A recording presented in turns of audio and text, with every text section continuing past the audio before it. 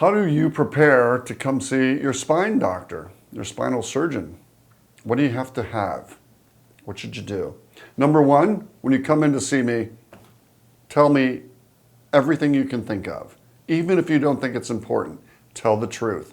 Sometimes it's the most remote thing that the patient mentions to me that's one of the most important things that help me figure out what's wrong with them.